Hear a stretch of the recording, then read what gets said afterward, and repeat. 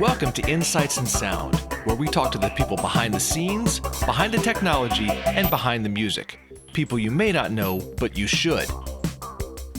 And please check out getitinwriting.net/shows for a full list of our podcasts and YouTube series.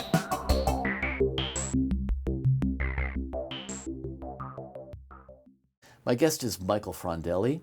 He is an engineer, producer, entrepreneur, executive, overachiever, bunch more hyphens besides that, right? A few. Yeah. I'm going to cheat a little bit and just kind of read off a few of your accomplishments because it's way too long a list to actually memorize or anything like that. I know you started your career at a small studio in New York and then fell into a gig at the illustrious Electric Lady. Yep. You have had a number of interesting credits of your own in terms of mixes, your first being Billy Idol's Rebel Yell. Mm-hmm. Yeah, start small. Mm-hmm. Yeah. Crowded House, Pat Benatar, Oingo Boingo. One of my particularly offbeat favorites, the Waitresses. Oh, wow. Yeah. Yeah. I know you've mixed films, you mixed The Breakfast Club. Mm-hmm. You've also done some live stuff, including Joe Jackson's Big World Tour. Yep. You were appointed, what was the exact title? Director, VP at Capitol? I started out as director in 1990 and then became vice president under Gary Gersh when he was president. Mm-hmm. I was hired by Joe Smith. Okay. And you had quite a tenure at Capitol. 11 years. 10 It was or a good 11 run. years, yeah. It was a good run. Yeah. And let's see, some of your accomplishments at Capitol included bringing in the EdNet network. Courtesy of Phil Ramone. Why am I not surprised? Yes. Mm-hmm. And actually for my first big project, hosting Frank Sinatra duets. Again, you really do like to start small, don't you? Yeah. You know, I got a call from Don Rubin that Charles Koppelman had signed Mr. Sinatra. And I got a call from Don, and he said, you're going to get a call from Phil Ramone, and we're bringing in Frank Sinatra. I said, okay. Like you do, yeah. Yeah. And let's see, you founded Coolsville Records. I'm one of the founders. It was actually started by my partner, Brad Benedict. Ah, okay. Genius behind the Ultra Lounge series for Capitol. Mm-hmm. My good friend Gary Stamler, producer, manager, attorney. I met him with Crowded House. And then you also, I know you implemented immersive mixing at Capitol, as well as a few other things. I want to just start out with a little bit of your beginnings because you seem to have had a certain work ethic combined with a certain perceptiveness that I think probably belied your young years. We all have certain opportunities that come to us at certain times, and that makes or doesn't make a career, I don't know, decisions that we make, etc. A lot of times it comes down to just showing up, obviously, but it also comes down to, what do they say, luck favors the prepared? Oh, yeah. And you seem to have had a lot of opportunities where you have understood what those opportunities could represent in terms of the people you worked with. And that's a sense that I don't think a lot of people have at a very early age. Well, I come from a working class background. Mm-hmm. So it was always about finding opportunities. Hustling. It was a hustle, yeah. Mm-hmm. New York City Sure. in the early 70s. My friend Michael Beinhorn describes it as Disneyland for adults on acid. Right. Good for Michael. Yeah, New York at that time was, in the early 70s, was a place where things were not that much different in the economy than they are today.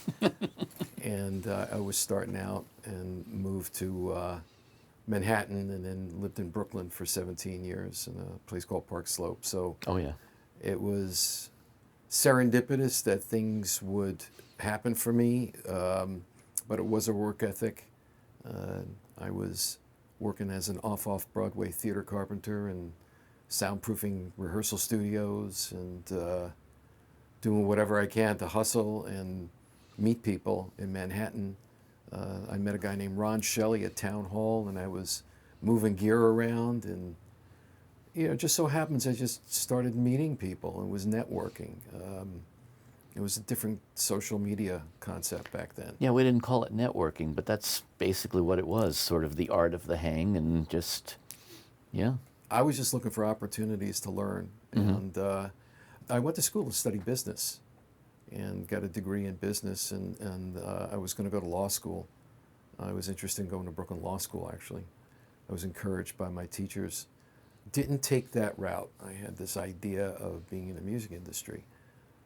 I started out as a musician, started as a guitar player, and learned standards and played jazz guitar, and not very well, not like my great nephew is now. He's just got his master's degree from UNT in jazz. Jazz guitar is such an art form in itself. To really be good at it, yeah. So I was building this rehearsal studio called Speakeasy Studios in Park Slope, Brooklyn, on Garfield Place near 4th Avenue. And there was a gentleman by the name of Michael Moskowitz who was the owner. And he came to me one day and he said, he says, you work really hard. He said, I have someone you should meet. And he brought in this gentleman named Alan Karp, who was the maintenance engineer for Broadway recording studios in the Ed Sullivan Theater building on the 9th floor. Oh, wow. And we were it was right down the hall from the Mazel's brother, who did, Gimme Shelter. Mm-hmm. And so I wasn't really aware of all this and whatnot. And he says, I heard you work really hard. He says, and if you want to learn, you'll learn. I said, well, I'm not really a component level guy, but, he says, all right. He's looking for a night maintenance and tech to train. So he brought me in, and he brought me into this place, and it was in Midtown Manhattan, Broadway and 53rd Street, was that side of the street where you saw the Beatles escape, from Can't get any more Midtown than that. That's it. Mm-hmm. And he brought me in, and it was an old, then it was new. It was an audio and designs console, or audio designs console. Oh, wow. It was really with a... Is this like early 70s? Early 70s with a Scully M100 with the two heads. Mm-hmm. And the studio was primarily an R&B studio run by a guy owned by a gentleman named Pat Jakes, Jacqueus. And a woman was a studio manager, was Fran White, wonderful lady. And the receptionist was Melodia Santiago, whose father was a Latin producer out of the South Bronx that had a record store. And he started Willie Colon and all those guys. And oh, okay. so the studio hosted R&B, which Pat Jakes was a great R&B mixer. It hosted Fania and Coco Records, and which was a big Latin label. And then these two producers, Hank Medras and Dave Apple, who were producing Tony Orlando and Dawn.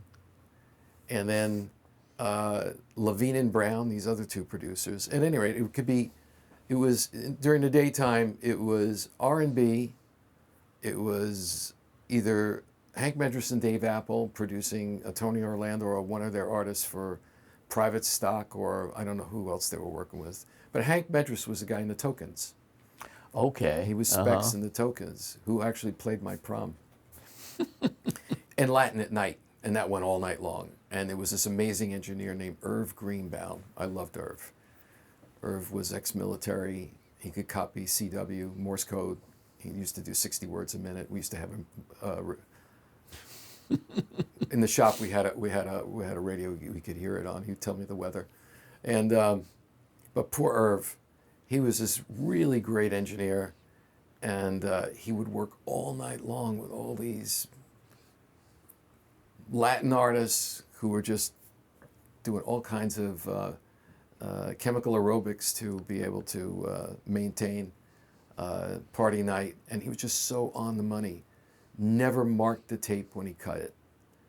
One of those, huh? Yeah, he would just pull it off the edit block and put them both together and cut it, and it was amazing. I watched him and I said, "How does he do that? How does he do that?" I had a boss at Cherokee that did that. Oh wow.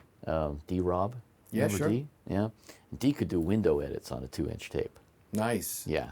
I mean, he ended up, you'd see it look like a piano roll going by. Right. Mm-hmm. So Irv would work all hours of the morning, Wow. and he wouldn't complain. He was just so good at such a great Latin mixer. So I spent time reading manuals in the shop, and under Alan Karp's tutelage, learning how to align machines and do all that kind of good stuff. Oh, and we had a mono Scully cutting lathe with a Neumann ES59 cutting head in the back, because those days, this is pre-cassettes. This is what you would take out. You'd either take out a 7.5, or reel, or you would get an acetate. An acetate, sure. Yeah, and Pat would cut the acetate, and then I would watch him and want to learn, and watch him cut the acetates. And you always had to worry about not bottoming out the cutting head. Sure. And that's a skill in itself too. and there was no analog computers. It was all like LPI. You had to figure it out, and that's where I cut my teeth. And I learned how to line machines and read the manuals, and I was pretty good with people, dealing with people. I got in because I want to learn how to record my own music, and then I just started to learn how to record. I started learning how to record with Latin artists out of Puerto Rico. The good skill set. Jibaritos out of the South Bronx. Uh-huh. It's a good skill set, especially because the instrumentation is so challenging in a way. Well, the Jibaritos were more like mariachi. It was more string instruments, But the gentleman who taught me how to edit was Melodia Santiago's father, Al Santiago, who the older engineers didn't want to teach me. Uh-huh. And he grabbed me one day. He says, "Come on, you're going to learn." He says, "Grab your grease pencils." He says, "Make a copy of this track." So it was a Latin track. There were no click tracks with these guys. Of course. So he says, "We're going to cut this down for a single. I'm going to show you how to do it, and you watch. You just figure out. I'm going to show you where to cut the tape." Okay. Sweaty palms. I got my razor blades. I got my grease pencil. There's no undo key. No undo key. There's no Command Z. Yep. So we did it. So he says, "Get your stopwatch. We're going to time 8 bars here, 8 bars here. We're going to see if this is going to match." He says, "You're going to find a spot. I'm going to tell you where it is, and you're going to find it." And that's how I did it. And there's so many parts to a Latin track, the montuno, the coro, the guia, all this, and I had to learn all this structure in the meantime. I was out of breath, but I was so grateful. I had such gratitude to this man for taking an interest in me and giving me an opportunity to learn, knowing that I wasn't going to get this education anywhere else. Sure. And you had to be under fire. And that's how I learned most of what I've learned. I said yes to a lot of things and then figured out how to do it. And that I've always felt is the mark of success in a certain way. It's just, just dive in and learn it. But you also had a good business sense. And I think, you mentioned studying business. I think that is an aspect of our industry that a lot of people don't necessarily have. Well, the owner of the studio, Pat, had done a leasing deal for all the equipment he bought in there to upgrade, because our Studio B was an 8-track 3M Series 79, and then State of the art back then, right? Back then, right? Yeah. And then he had the Scully with 16-track in Studio A, and these guys all mixed as they recorded. Of course. Which, if you see how Al Schmidt would work, when I got to watch how he did it, it was mixed. Al always did that. It was mixed to multi-track. Yes. And I spent a lot of time woodshedding this kind of stuff in the studio. But he had leased the studio equipment, and he was up to his neck in debt. And he had some hobbies. He was a 2-meter FM guy, and he got his first class FCC license. That was a passion for him. But he wasn't really a businessman per se to really promote the studio and bring in a lot of business on his own. The studio went under. They were going to go out of business. I got word that it was going to go out. And on the top of 1697 Broadway, where Broadway Recording was, there was Frankfurt Wayne Mastering, which came out of Philadelphia. Uh-huh. You know, it was part of the whole Joe Tarsia thing and Right. Sigma. Right. But Frankfurt Wayne, so there was a guy named Tom Steele who was the owner. He had Dominic Romeo in there, who was a mastering engineer who had worked at A&R Studios. Loved him. He was great. Great to go and spend time with him up there and watch him work. But Tom caught me in the elevator one day, and he said to me, he says, "Look, Michael," he says, "things are not going well up there." He said, "But there's an opportunity at Electric Lady Studios." He said, "Would you be interested?" I said, "Yeah, hell yeah." He said, "All right, I'll set it up with you, with the studio director, who was a guy named Bruce Staple at the time." Bruce Staple was an engineer who owned Allegro Studios. Oh, really? And Okay. And Allegro Studios is where Tommy James made all those great hits. Yes. Yes. So he was working with Morris Levy, he was working with all kinds of people, Denny Cordell, he was working with everybody. So he brought me in, and I interviewed with him. It took me 3 times to get an interview with him. I already started engineering within 18 months at Broadway Recording, and but I was willing to take a step back to learn how to work in rock and roll. I wanted to learn how to make rock records, and you know, it was Jimi Hendrix, but Jimmy was already gone. This is 1974, 75. Okay, but the studio was still at Still that point happening. was very, very legendary. In fact. It was, Yeah. and you know, of course, we all used to pass the 8th Street portal with the window with the camera in Yeah. it. Yeah. And I had been there once. I had been there in the early 70s. I was brought there by a neighbor of mine because I was living in Chelsea at the time. And he brought me down to a session produced by Steve Tyrell. It was B.J. Thomas. He brought me into Studio A. I had a neighbor who worked in the porn business and somehow knew these guys. He was a cameraman. He was an ex Wells Fargo driver, became actor, and then became a cameraman in the porn industry. And he said, "Do you want to come to see Electric Lady?" I said, "Yeah, man, bring me down." And then he said, so I'm sitting there in the back in Studio A, watching Steve Tyrell produce B.J. Thomas. And who knew I was going to wind up there probably 5 years later. So November of 11/5/75 is when I started at Electric Lady, and I worked there for 9 years. Mm-hmm. And Now that must have been a hell of an education. oh yeah, I came in because I was interested. Of course, we all love Jimi Hendrix, and how the hell did they make those records, you know? And I wanted to meet this guy Eddie Kramer. Of course. And but on the way to meeting Eddie, I started there in November of 75, and the first project I work on is with an engineer named Bernie Kirsch working on Chick Corea's Leprechaun. Bernie had just finished Horses with Patti Smith, really talented guy, and he had gotten involved with Chick, and this was, I think, the first record he did after Return to Forever. No guitars.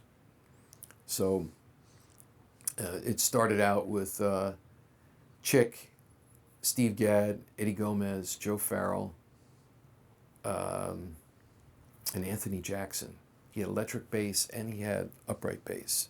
And Eddie Gomez at that time had been playing with Bill Evans. What an eye-opener.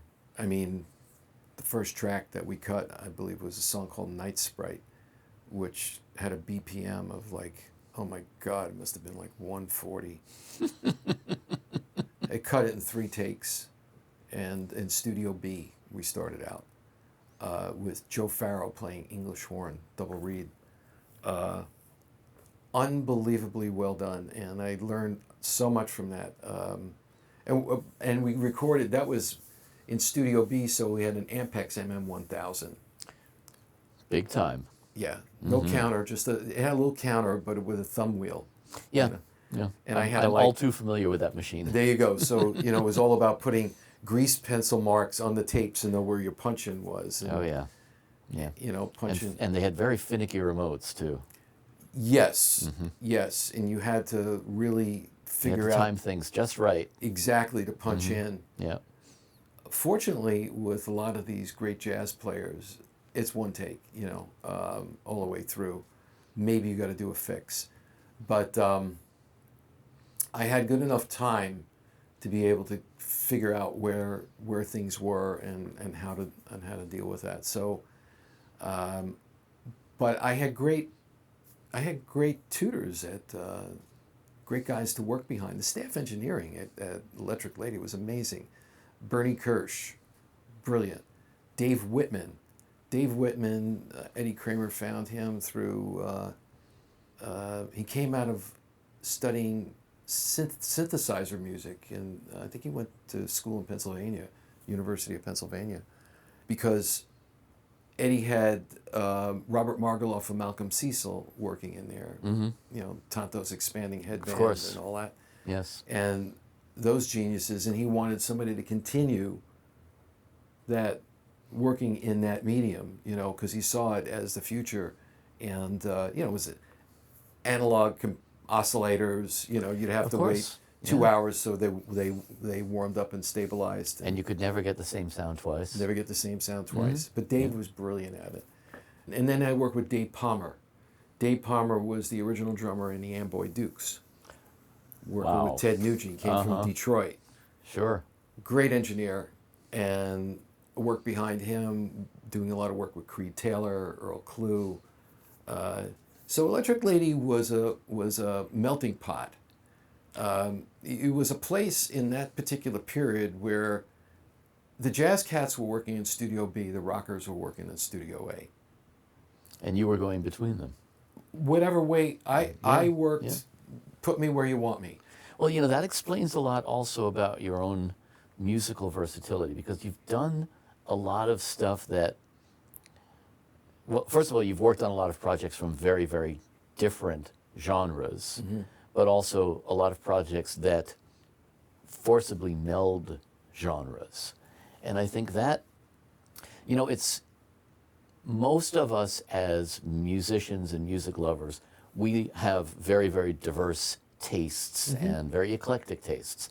But the art form of mixing a rock tune versus mixing jazz versus mixing Latin, all of these different things, those are very different decisions. Sure. You know, and I think understanding that versatility, that's a whole world in itself too.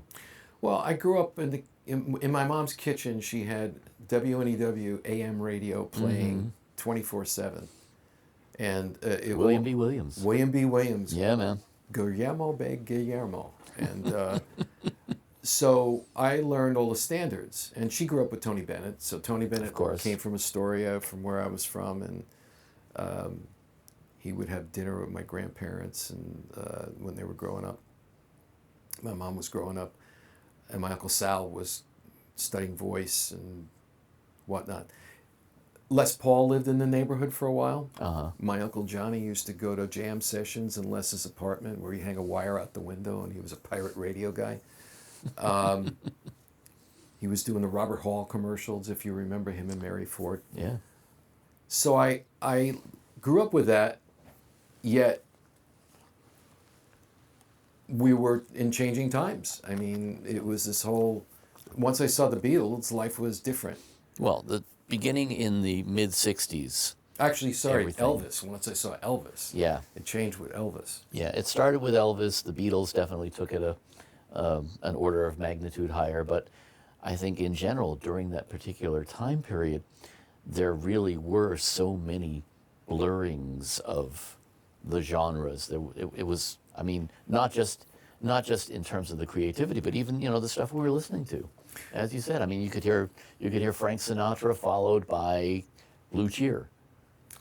Right. Well, you know, I would listen to the AM rock stations in New York, you know, whether it was WNEW, WINS, WMCA. WMCA, the good guys. Right. Dandy Dan Daniels, you know, Cousin Brucey. So, and WABC, it was, Yes. we were in such a, how can I say it? It was another universe, I mean, back then. Yes. But, you know, Motown was happening before the Beatles. We had Elvis before the Beatles. We had Bobby Vinton before the Beatles. We had Fabian and Bobby Rydell and all these pop acts, Frankie Avalon. Four Seasons. The Yeah. Four Seasons, Dick Clark. I mean, Dick Clark, it was the Dick Clark show. Yeah. You know? When British rock and roll happened, then everything changed. Oh, and surf music. We had the Beach Boys. Of course, yes. So in my Yes. neighborhood, once the English groups came in, it was who was into West Coast and who was into Brit. And did you like the Beach Boys and Jan and Dean, or did you like the Beatles and the Rolling Stones and, you know, Herman's Hermits or Jerry and the Pacemaker? Were you a mod or a rocker? We were mod, and then you had that. You had Yeah. a mod or a rocker. I'm a mocker. Yeah. Ringo. Yep. So all of this was happening all at the same time. Meanwhile, I was studying standards with a guitar teacher, you know, and my mother didn't want to hear the solo to "Whole Lotta Love" on Led Zeppelin, you know. So it was, God bless her, and so there was so much music available. There was so much around, and you know, and I was exposed. They were exposed to, you know, Percy Faith or Sure. you Yeah. know, Ray 101 Conniff. strings and Ray Conniff, show tunes, you know, Broadway. But at the same time, as I say, it's one thing to listen to these things.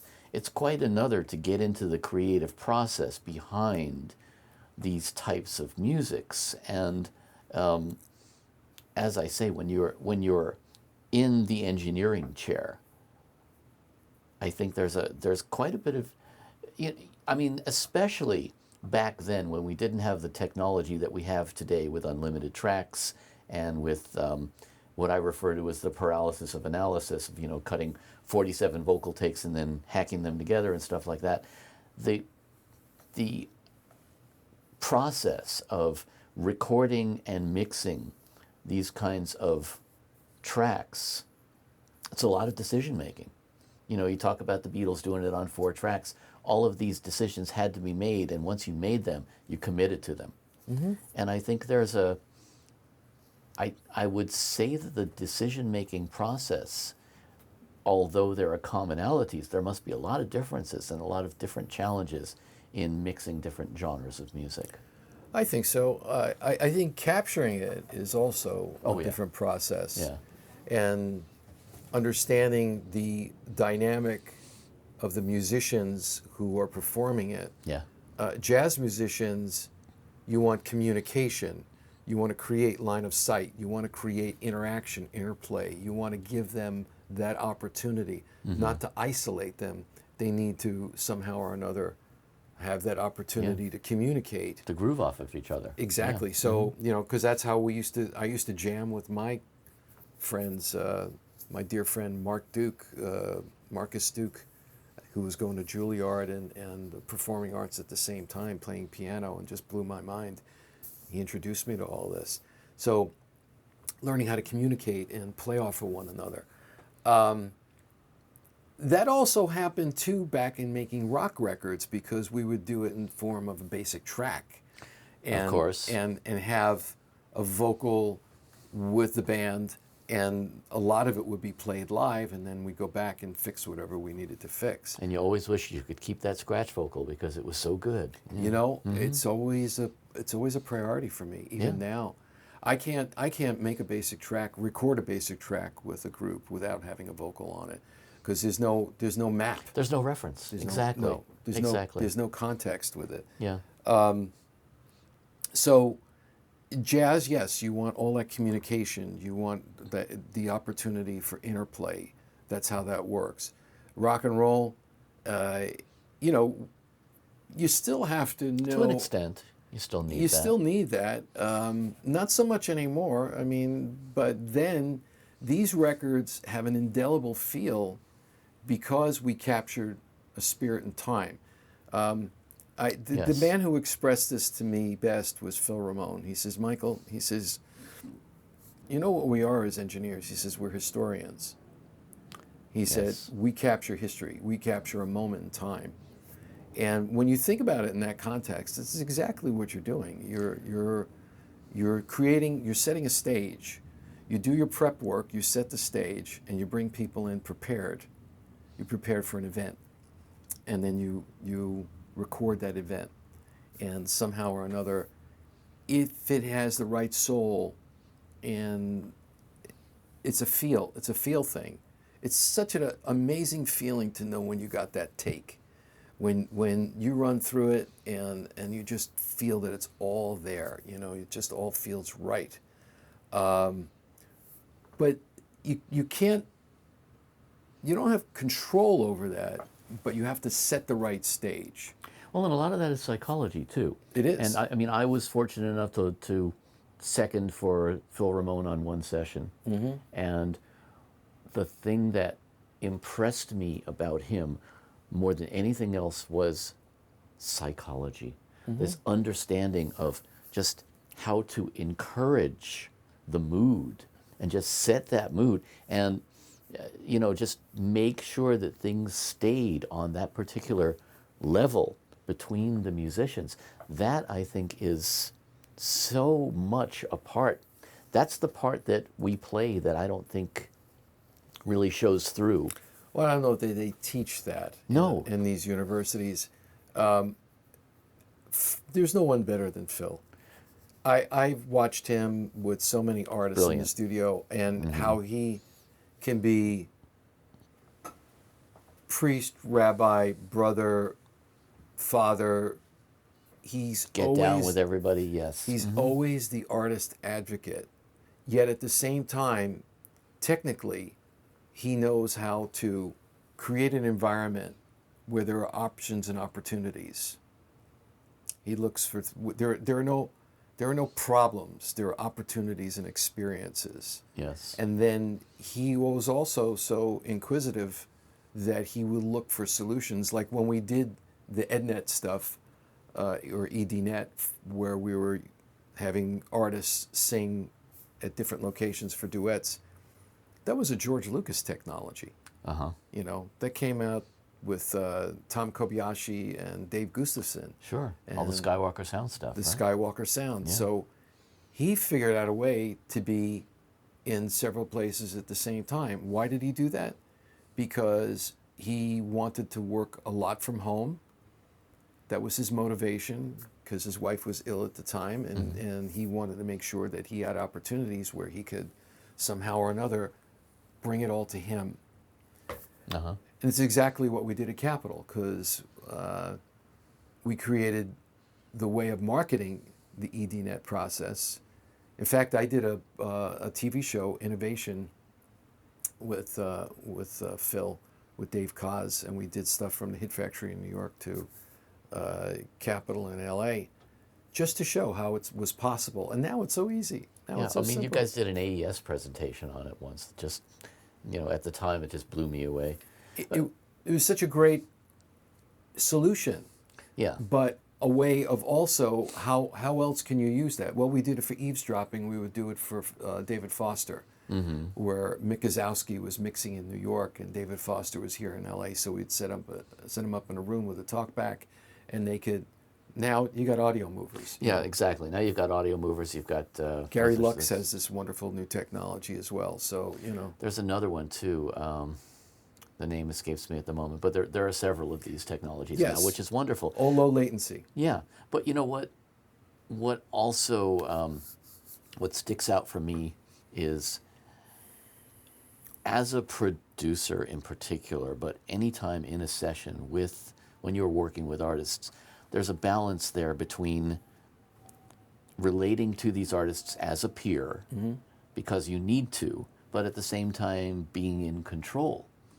You know, I think it struck me one time. I was working with a band in Germany, and one of them came in one day, second or third day of the session, and just said, "So, what are we doing today, chef?" And chef in German means boss, you know. And I thought, oh shit, that's right, I'm sort of in charge here, you know. And because there's this balancing act that you really have to do, and Phil was just a master at it, between knowing when to take control, but also being so not in control in a way, so much allowing things to just happen and unfold. Well, I think you said it earlier.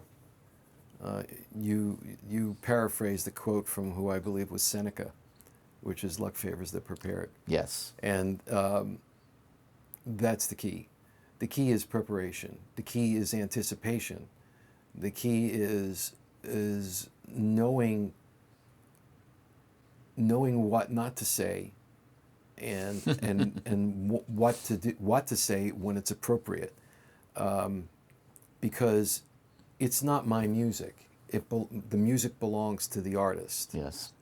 So it's up to me to help them achieve the vision that they hear. And somehow or another, I have to mind meld with that artist and go through a number of options in order for them to be to audition, to hear if this is where they want to go, or to be able to interpret what color they want it in, or exactly. So, and some of that is so nebulous because they don't really know either. Of course. But that, again, it's the experimentation process and the preparation process. Yeah, yeah. It's spending time. I mean, it was at the time where you had the clock in the studio, where you had a day to do this, or you had so many hours to do this. When you now it was you goal oriented. Of course. Yes. And you had budgets to deal with. Mm-hmm. But budgets were they were also nebulous. Nebulous too. However, it's really important to understand that you're not going to motivate an artist by talking about budget. They don't want to hear it. They want to hear about the art and how they can somehow achieve their vision. But preparing options beforehand, to discuss beforehand, and now doing pre-prep, it's almost like doing what scoring composers do. They do prep mixes, you know, they do pre-records. Yeah, yeah. And set all that up before they go to the orchestra. Sure. Before you go to the orchestra, and somehow or another you're prepping everything, and you have a template for what you're going to do. But I think you have to leave a lot more space. Of course. You know, I mean, with an orchestra, with scoring, for example, you're pretty much spoon-feeding them what you want. Exactly. Whereas with especially with an artist, and when they are composing in the studio, which was the case in so many of these recordings that you worked on, you've really got to leave so much room. You've got to be so zen about just allowing whatever is unfolding to unfold, and yet trying to control it somehow. Well, there's certain artists you're never going to have control over. Well, yeah, there's that. There are people, legacy artists, you know, the last 10 years been producing concert called Light Up the Blues with the Kristen Stills, and where you have major legacy artists, including Stephen and Neil Young, and yeah, they're going to do what they want. They're going to do it their way. Yes. And there's just, you have to somehow or another accommodate whatever it is and find technologies or solutions or whatever. They are the creator. They are the creator. You're the facilitator for their creation. And you have to understand that that's your role. Now, baby bands, young bands, they also have that same kind of a thing. It's reckless abandon in some respects. And you don't want to inhibit that. You don't want to somehow or another try to tame that. No, you want to nurture it. You want to nurture it, like a Billy Idol. Yeah. Billy does things when we work together, it's all reckless abandon. You know, Well, he's now going when Billy for it. was first, I remember Billy from the early days, Gen X. Gen X, yeah.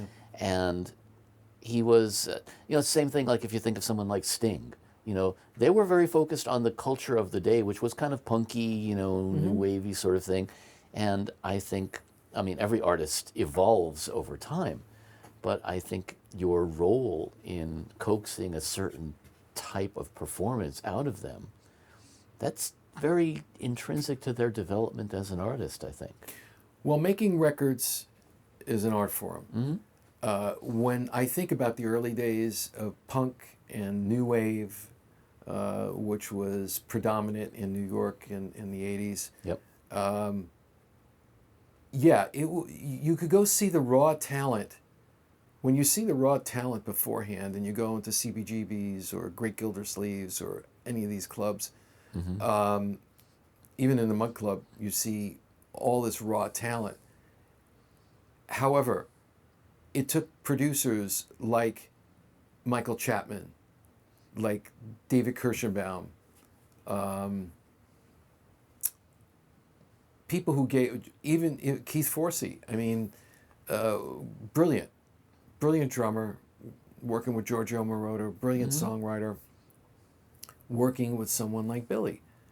He gave him structure, gave him opportunities to create ways of enhancing his music to make it competitive in the marketplace, danceable.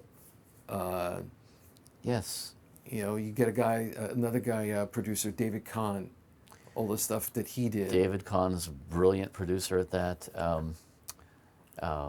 What else am I thinking of? Matt Wallace. Matt Wallace. Another one. Yeah. People who can take very, very raw forms and help to develop them. I think, and Michael Beinhorn's another one. This Daniel is, Lanois. Yes, thank you again. And it's interesting because most of these people, there's a certain production ethos that in fact Matt put it to me once. He said, my ethos is to do no harm.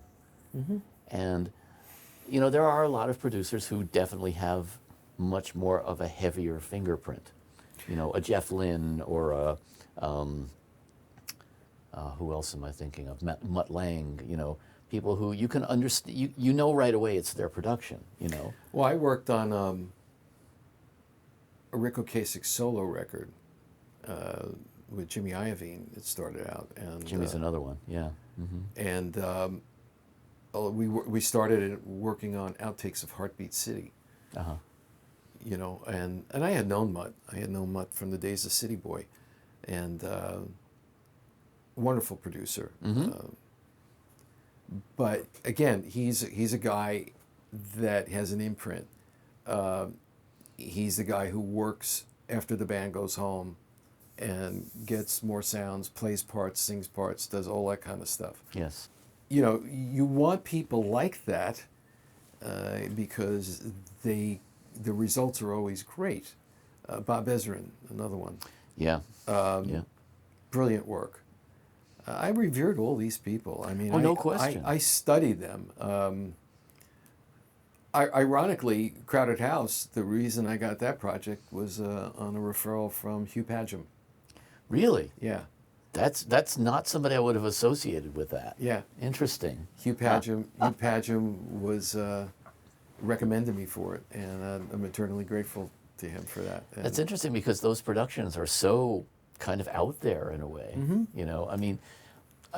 Most of Mitchell Froome's stuff, it's just Mitchell Froome is brilliant. it's absolutely brilliant and tries stuff that you just go, why does that work? It shouldn't work. Some of the Suzanne Vega stuff, Yep. same thing. It's just, who the hell thought to sample an anvil? Okay, Paul McCartney did it on, Maxwell Silver Hammer, yeah. But it's the use of these kind of, like the toy piano on the Crowded House stuff, Sure. that is stuff that you wouldn't necessarily think of right away. But what a wonderful rainbow of sounds to work with. I played that for my college students, just to say, here's the stuff, You know, because, and that's another thing I want to get into. I was playing it for them to show them what will differentiate their beats from other people's beats, which is the addition of humanity into those beats, the human element. But that is a nice segue into the human element, because that, I think, is, you know, you mentioned it earlier, cutting tracks with all the musicians communicating with each other. We have a completely different environment now in terms of how music is created. Mm-hmm. How has that changed for you in terms of the way you work? Has it changed anything? Oh, sure. You know, a lot of times I'm getting to mix stuff that's recorded that way. Mm-hmm. And it's recorded, everything's recorded separately. Sure, everybody phones in their parts, basically. Yeah, Mhm. and I understand it. It's just a question of who gets it right and under whose direction is it. You're not always getting things that have an opportunity for a producer to say, okay, it's a live session, we're going to do this here, we're going to do it remotely, but I'm going to give you some direction and what we're looking for and how to create that ultimate solo. I mean, the guys who kind of started this their own way in making it piecemeal were people like, you know, Todd Rundgren, Prince, people like that. Steely Dan, Yeah. you yeah. know, looking for the right musician Yeah. to play the right guitar solo, but they were there. They were sitting there. Becker and Fagan are sitting there and saying, you know, Yeah. I want Dean Parks. I want, you know, I want whoever. Larry yeah. Carlton. I want Yeah. this. I want that. Jay Graydon. Mm-hmm. Let's get the right player in here. That's okay. That's okay. But that's different. That's different. But when you're getting everything piecemeal from places and it's all separate, you're looking for a way to glue it together. You know, getting a lot of times just the bottom end of the track to sit well with the drums and the bass, which is essential. It's essential. You got to have that. Yeah. Without that, it doesn't work. There's no magic. No. Mm-hmm. And either that has a pocket and it's working or it doesn't. And yeah, ultimately you can move things around. But again, it's what does it want to be? Where's my template for saying where's the soul of the track, and what did the vocalist sing to, and how does that support the vocal? How am I framing that vocal? Well, and therein, you know, I mean, I'm sure you've seen it too. There was a video going around a while back where Phineas was showing how he cut up a Billy Idol vocal, a Billie Eilish, excuse me, Billie Eilish vocal, and I think it's fascinating, and I'm in awe of people who can do that. It's a completely different skill set, but you know, it was ironic to me when I taught a college class in recording, and the first question I asked, because I realized that I was standing up in front of a room of people who had never lived life without the internet. And I said, how many of you have been in a band? And one hand went up out of the entire class. And that really clued me in on the fact that this is a generation that has not experienced that playing off of each other and everything. So how does that change the balance of how the music comes out? Well, it's self-evident because it's you want to have a visceral connection with whatever you're listening to. You want to somehow or another be involved in it. You want to be immersed in it. You want to let it capture you. Can you connect? Can the listener connect? I think the most valuable role I ever play in the studio working with an artist is being a great audience. Yeah. And I think it's important for me to acknowledge that in the sense that I want to be their biggest fan. I want to connect with it. And I have to close my eyes and I have to listen and I have to say, does this move me? Does this move me, and how else is it going to move someone else? Now, not accounting for generations and how the current generation listens to things, because the things that I like, they may not like. They may not have a connection with it all. However, you know, good is good. If it's a great song, it's a great song. Absolutely. And there's plenty of great music still being made. Absolutely. There's brilliant artists out there, Brandy Carlisle, she'll just capture your heart, Absolutely. So there are so many great artists who can tell a story and bring you into that story with them where you're engaged. That level of engagement is important as far as I'm concerned with the records I would want to make. Absolutely. Things that are cut and pasted together, it's cut and pasted together. If I get them that way, what I do for my client is to do the best I can to make things work, organize the audio information, organize the music as I understand it, so that way I can get things to glue to fit together. But you can't really create that magic. No. It has to fall into place on its own. Well, can you find the magic in the track? Can you just put the faders up and just listen to it and say, okay, I get this. This is what's got to happen. But as you mentioned earlier, people make no decisions anymore. We had to make decisions because of track economy. Right. Back in the day. And lack of automation. But, I was a very good editor. So automation wasn't so important. In fact, with Billy Idol, we didn't have an empty track, meaning that wherever there was something to be recorded, there was an opening, we could put something in there if we wanted to. Absolutely. And that's how you did it. Yeah. Exactly. Yeah. Other than the drums and the bass that played all the way through, if there were places where there were things, what could we do in here? Could we put backwards tom-toms and could we put a sound effect? And then you had all hands on deck for the mix, basically. Pretty much until, maybe NECAM, but you had... NECAM is a bad word, sorry. Yeah, but you had Simply Time Code on track 24, and I had to have a bumper track, and then 23, on 22 for Lin Sync, for the Lin drum that we were pre-recording and locking to play the pattern. And then we probably had a printed mono track of the drum kit that off the Lin drum. So we were working mostly with like maybe 19 or 20 tracks. Well, you've probably heard them. There's a lot of raw tracks that circulate around the internet. Sure.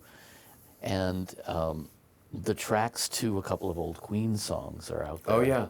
And you can hear so much stuff just all of a sudden appearing and going away on one particular track. And, I remember that, and I remember how complex it was to get all the hands on deck to mix that, and if you missed a certain point, and then somebody finally figured out, well, wait, we could mix the verse first, and then we could mix the choruses, and we could put it all on a DAT tape, and then we could splice that together, but all of that, I think, in a way, it's almost a devolution, as we got more technically advanced, the act of creating the music really became less about the magic and more about the technology. Well, I was fortunate to work behind Mike Stone, who recorded a lot of that. And, I learned how to do those vocal sounds and get those drum sounds and put all that together. He was doing that for Roy Thomas Baker. And so, yes, I think that artists usually have a preconceived idea of what they want it to sound like most of the time. And we hope so. There's a whole process in terms of intake and sitting with an artist and understanding that and how best to accomplish that, finding technical solutions to be able to put it together. The technical solutions today are a lot different. You have infinite solutions. You have AI now to be able to recreate a voice, and I've heard these things that are just like remarkable. But is it a performance that's going to reach the audience? Is it something that the audience is going to remember? So, in my experience, I've been more fortunate than not to be in situations where we would find live artists who could play live. It was always important for me to go out and see an artist play it live. Absolutely. I want to see what the band does, how it works. You want to see the essence of the artist, the artist themselves, rather than just what the song sounds like completed. And more importantly than anything in these situations, it's about keeping control over your own ego. And realizing that, like I said earlier, it's their music. You just have to be able to get the right perspective, understand within the interview process about what they want to accomplish, and providing solutions. Because no matter how much prep work you do, everything's going to change when you get in there. Absolutely. But it's really important to have a good understanding about what you bring to the table and what's expected of you in that sense. Which can also change because there's so much gray area between producer, engineer, and all of that, which also is a dynamic that changes within the recording process. Sure, and you got to have the right team. When I was at Capitol, I had everybody I needed. I mean, my technical support staff was top of the line. Your staff in general at Capitol was pretty much the gold standard for, I was working in studios in the late 80s, 86 through about 89, 90. And most of the people that I knew, that was the one place that everybody held in the highest esteem. Well, I was first brought in there by Richie Zito. We did Berlin, we did Animotion, we did Life by Night, we did all these. He brought me into Capitol Lots because of great 80s stuff. Yeah, and I loved Richie for that. And Studio B is where we work most.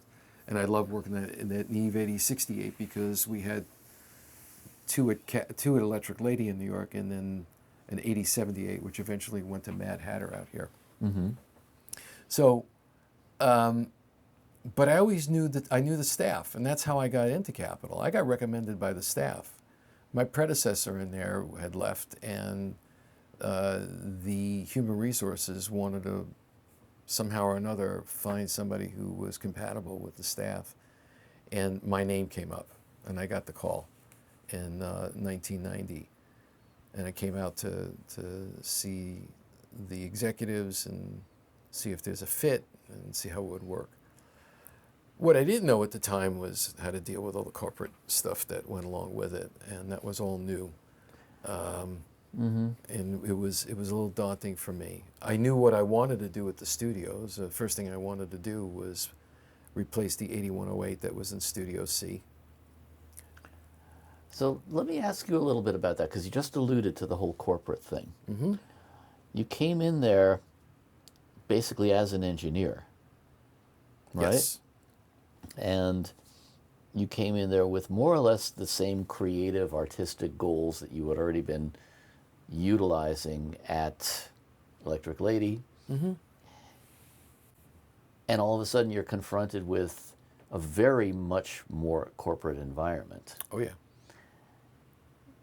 Instead of kind of floundering, all of a sudden you're, within a very short time, you are elevated to a position of fairly high esteem, let's say. Right? I mean, I don't know how long it took you to get your promotion to directing things at the studio, but you took charge rather early on, which again is an understanding of that business aspect of it that I find a lot of artists don't have. How'd you adapt? Well, What were the challenges in adapting to that? good question. So I've learned that I'm dead center, left brain, right brain. And at the time, they wanted me to succeed. Human resources wanted me to succeed. So Dave Lyman, who was the head of human resources, put me together with a Harvard MBA to train me.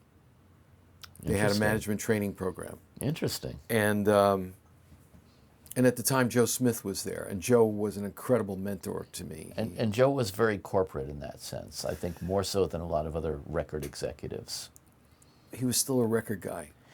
Yes, he was. Oh, absolutely, absolutely. But I think he really understood and was very, very much a part of the development of the record industry as a business.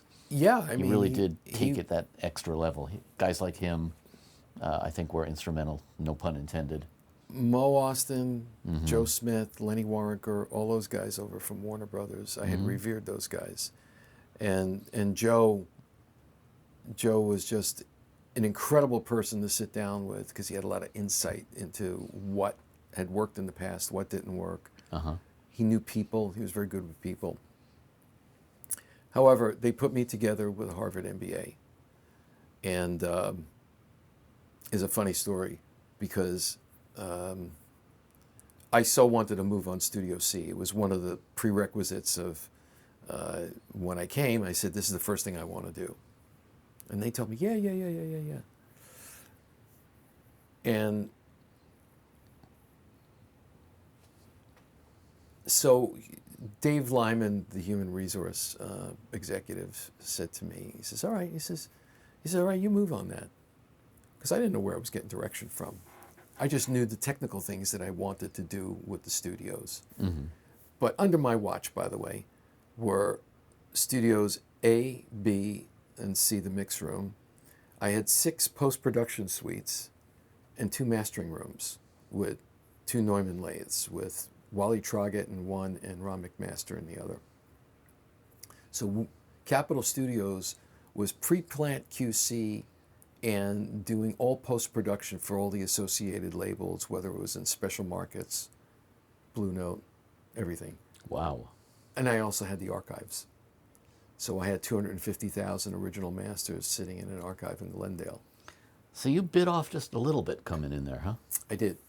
I had 250,000 masters, art flats, video, and a canister of halon, which, if you know what that is, Yeah. it's what they use Fire suppressant. in military aircraft. Yeah. That you get 60 seconds to hit a kill switch if it trips, but it'll suck all the oxygen out of the room. Yes, I worked for the phone company for a while. And there you go. Yeah. So, which was my biggest at the time. You know, I was still working with a beeper. There was no cell phones, and God forbid my beeper went off in the middle of the night, and they knew they had a problem. Now, mind you, the archive we had was the old LADC in Glendale. It was a distribution center, and it had been converted into the archive, and they had a parking lot on the top, on the roof. So you never knew what was going to happen. So I had 35 people, 20 of those 20 engineers. Paula Salvatore was already there. She came from Sound City. She was there maybe 2-3 months before me. But everybody was sort of in a holding pattern. There was no direction. There was nobody there who knew how this thing was going to go. So I came in and started looking at things and started looking under things and go, oh no, we got to redo that. You know, just the tape library we had in the tower was a mess. They had no database. Nothing was, organized. So you found yourself knee deep in it right away, basically. I had 5 full-time techs in the shop who were brilliant under Jeff Minnick, who was a brilliant chief engineer. I had Denny Thomas, who was a hacker, Alberto Coronel, who used to set up the lathes. He fixed all the microphones and all the analog tape machines. And then 2 night guys. But we had 24/7 maintenance. Of course. And that was the thing. I never advertised. Why? Because I figured that if everything works and you're good, people will seek you out. And I wouldn't let anybody work in a studio I wasn't willing to work in. And So we prioritized. They had just finished Studio A. Studio A was had just opened not too long before, and Studio B was my favorite room. It was everybody's favorite room. Favorite room, and then Studio C needed help. So, with that, I said previously that Dave Lyman said to me, "Well, go ahead, figure out what you're going to do and whatever." And at the time, there was this composer named Dominic Frontieri. Done a lot for TV, big Yep. TV composer, Yep. and his wife had the LA Rams. He wanted that console. He wanted that 8108. So I called Dave up. I said, "I got a buyer." He said, Want to "Really?" buy a console? Mm-hmm. He said, "Really?" I said, "Yeah." He said, "All right." He said, "I'll tell you what we're going to do." He said, "Have him write you a check." He said, "And put it in the safe. I'm going to set up a meeting with Joe Smith and the head of business, the senior accounting executive, and the CFO of EMI. And we're going to sit down, we're going to talk about it." "Oh, okay, great. I don't know what I'm doing." So he says, so I take the check. He gave me $75,000 for it. A lot of money in those days. Exactly. Yeah. And I said, "I got a check for $75,000. I got to sit in the safe." And so we go up to the E-floor conference room. He sets it up with Joe Smith and these two guys, and Dave's sitting there, and he's got a smirk on his face. He's a Midwestern guy, got a smirk on his face. And I don't know why. I'm so new. And Dave says, "Mike, tell everybody what you got going on downstairs." I said, "Oh, well, listen, I know what we talked about this prior to me coming in, that I want to rebuild Studio C. And I want to put another console in there and do some acoustic work on the room. And I found a buyer for the console. And I have a check for $75,000 here."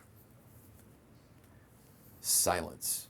There's crickets. All you can hear is crickets. And Joe Smith takes off his glasses and he puts them down and he says, "Michael, this is not a candy store." I said, "What are you talking about?" I said, "I got a buyer. I said, I want to move on this." He says, "We don't do this kind of stuff here." He says, this is different." So what I learned is that you had to put a budget together, do a capital expenditure request for what you wanted. You had to Fill out these forms in triplicate. in triplicate. Mm-hmm. Yeah. What I wound up doing with this Harvard MBA, wonderful guy named Jonathan Bender. He's got a whole new company right now. He's been working with intellectual property rights and neighboring rights and all that kind of stuff. And Jonathan and I did the first ever business plan for Capitol Studios because it was a profit center. What the studios were a profit center. At that time, didn't belong to Capitol Records. I have reported to EMI worldwide. So I reported basically to the UK or EMI North America, which was under Jim Fifield at the time. So what I did was I had to go back, do this. And at the time, there were 220 studios in Los Angeles. And we did low-end, mid, and high-end studios. And we had to do our competitive analysis and look at where we stood and how to do this and how to show return on investment for this, what I wanted to spend. So That's a lot of complex stuff for a musician to learn.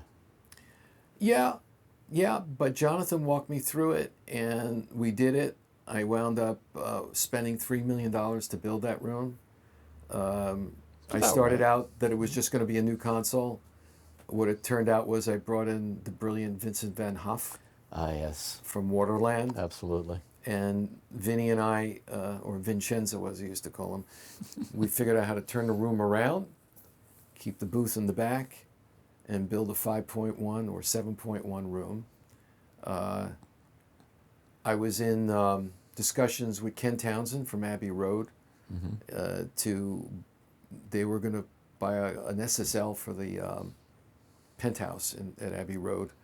And I said, let's put our capital expenditure money together to see if we can get a deal on 2 consoles so I can have, an SSL here. That didn't quite work out. And what I know they did put an SSL up there in Abbey Road. I put a Neve. Oh, okay. And I got a deal on a Neve that was supposed to go to Sony Studios with for 7.1 surround with the Tadeo film module, 72 input console, and we got that for a steal. I took all the Neve executives into Palermo's Pizzeria, which only had one way in, one way out on the booths, and we over pizzas, and we got a great deal on the console. And I can't tell you how long that lasted, only up until they got the 88R recently, a couple of years ago, that they put in that console. And it worked out brilliantly because for Al Schmidt, because after a while, what we just started doing, Al was the biggest client there. So what we did with Al was I knew how to take that 60 input VR that we had in A, and then it would just flow through for him to go into the mix room to make all those great records with Tommy LaPuma that he was making. Mm-hmm. So somehow or another, I was able to manipulate that money. It took me a long time. It took me a number of years. I don't think we got that console in until 90, I got it done 92, 93. Yeah, probably around that time. And by that point, you had learned a hell of a lot about navigating the corporate waters, obviously. I did, but I was getting very frustrated because I was making records at the same time. I was making records for EMI in New York with Ron Fair. Because I needed to fill that creative aspect for myself, and it was really tough. It was like being a kid in the candy store and I couldn't eat the candy. That, I think, is one of the most frustrating things for a lot of people, is being able to remain creative while also finding ways to make it pay. So what happened was that Brad Benedict was a catalog client for the studios. He would work exclusively with Bob Norberg. Mm-hmm. And I have a pair of his monitors. Yep. And Bob, wonderful, wonderful engineer. I just talked to him recently. And Brad was doing Peggy Lee. He was doing all these box sets, these beautifully done box sets, because Brad's art direction and his tastes were just impeccable. And, he came to me one day and he says, I got this whole concept of doing these new sounds for now with these artists who, this nostalgia thing, the neo swing movement was starting to happen. Uh-huh. And he had just done the Ultra Lounge series for Capitol. And he said, would you be interested to go see a band with me? I said, sure. So he took me to the Lava Lounge over on La Brea to see the Blue Hawaiians. And I said, wow, this is really cool. This is not powerful. Powerful stuff. But not only a surf band with a steel guitar, somebody who played keyboards, just all this melting pot of West Coast and exotica, Les Baxter, Lee Hazelwood, Marty Robbins. Again, goes back to your theme of just blowing up the whole genre boundary thing. Well, yeah, because, in New York, I was working with bands like Kid Creole and the Coconuts. I made a bunch of records with August Darnell. Some of my favorite records there. August Darnell was absolutely brilliant, man. He was brilliant. Stool Pigeon. Yep. Stuff like that. Again, it's hard to know that a lot of that stuff was assembled because you can hear the magic of people playing together. And that, I think, is the element that stuff has. I had wild times with August Darnell, going to London with him. Oh, I'll bet. Yeah, he was amazing. So I had this eclectic side, and I saw this, and I said, geez, this is so cool. It's West Coast. These guys were from, like Laguna Beach. Uh-huh. And one guy was a lifeguard. They were working class guys, and they had this thing going on.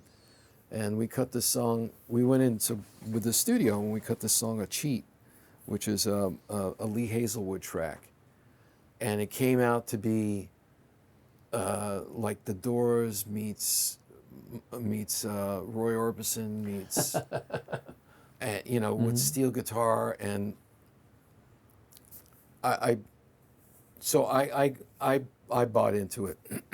And so Brad started scouting for a lot of these acts. Oh yeah, I've got a whole bunch of these artists. He played me this disc, and I said, so what else you got? And he said, well, I got this band over at the Derby called Big Bad Voodoo Daddy. Uh-huh. They were in this movie Swingers, he said, but somehow or another it never took off. He says, would you be interested to see him? I said, yeah, sure.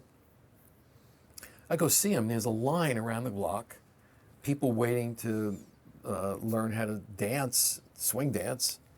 And they were at the Derby every, Wednesday or Thursday night, no end. Just like the Blue Hawaiians on a Sunday night, parking lot. This is when Hush Puppies were big, and Hawaiian shirts and hot rods. The parking lot on La Brea was just ridiculously filled. And that's all that was there. It was all about cocktails with umbrellas. And So we see Big Bad Voodoo Daddy. We meet the guys. We fall in love with the guys. They're just like so much fun. Scotty Morris, great band leader, but all the guys, the kid, Glenn, Jaws, Kurt, everybody was just together. But nothing was taken off for them, and they were going to put out something on their own. And so I brought them in the Capitol, and we did Jumpin' Jack, and they played well. We organized it well so that they could feel comfortable. And I realized that we had something here that was something different. It was like swingabilly. So, at least the feel was. But they were deficient in what they knew about how to arrange for horns. They just doubled the horns. And I said, well, that's not going to work. So Brad had been working earlier, working on Prez Prado stuff, and the Stepsisters with Leslie Ann Jones. He'd been working with her, recording that stuff. And Leslie's great with horns. Yeah, Leslie's great. Yeah. But the guy... Well, considering her pedigree there, Yeah, hello. Yeah. Dad. Mm-hmm. So we knew... Brad was working with Tom Peterson. Tom Peterson, not from Cheap Trick. No. Tom Peterson. Oh, different Tom Peterson. Okay. Yeah. Tom Peterson from The Tonight Show, who played sax. He played... with Doc Severinsen? And Tommy Newsom. Oh, wow. And he was writing charts for them. Okay. And from Minnesota, from the infamous Peterson family in Minnesota, the Ricky Peterson and all these Petersons. Great guy and fun. I mean, he got along with these guys with Big Bad Voodoo Daddy, knucklehead humor, but then he translated this. He translated this into horn arrangements. Uh-huh. And we would have little band, big band, we'd have it all mixed up, with solos and everything else. He got it. He got the whole cartoon aspect of this, the comic side of it, the sense of humor. So it was a big part of their appeal, I think. Exactly. Yeah. Exactly. Because if you see their show, it's like New Orleans. They bring their show to the audience. Yeah. And they stay after every show, sign every CD. They're just like really good that way. So we start to make the record. We decide we're going to go in, we're going to make the record. And we figure out that we need so many songs for the record. We pick out the repertoire and we start to record.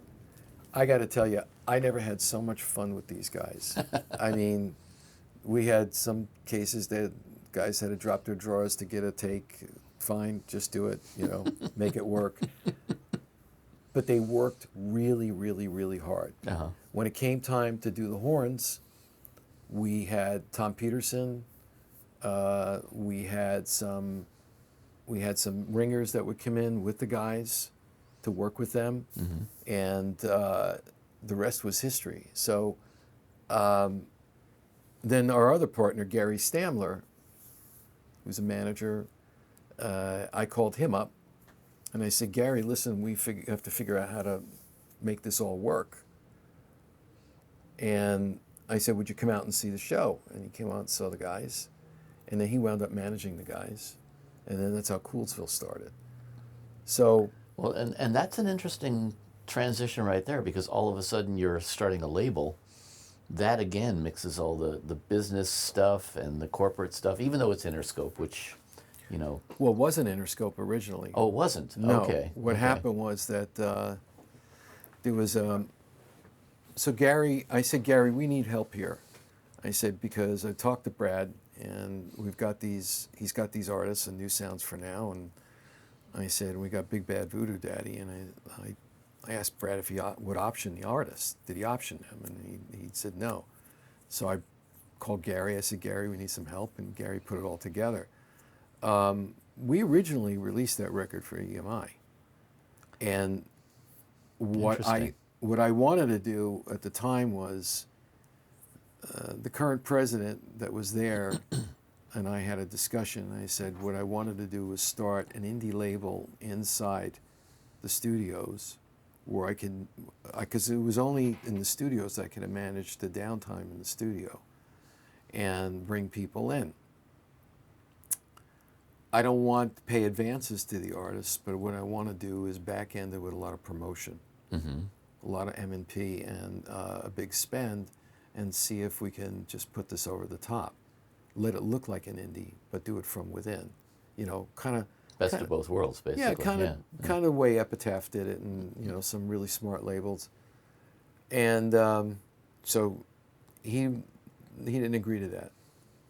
So I did it anyway. It's kind of short-sighted, actually, but okay. Yeah. That's why I'm not naming him. So in the meantime, what happened was that we had an advocate who was the senior vice president of marketing and promotion, who made an end run around this president and got this whole division of catalog and special markets all under his watch.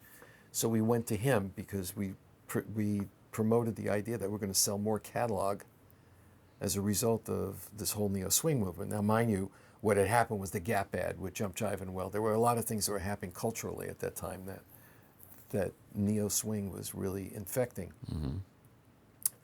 Fashion, you know.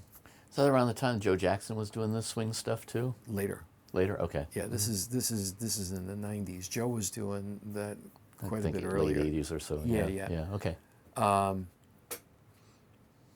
Big Bad, touring, they were doing 280 dates a year. And Well, they still tour, don't they? They still Still tour. go. I mean, yeah, it's amazing. yeah, so I brought Gary in. Gary made a deal to release it through EMI, through Bruce Kirkland, who was the senior vice president at that time of marketing and promotion. And he was now running this new division called EPROP, EMI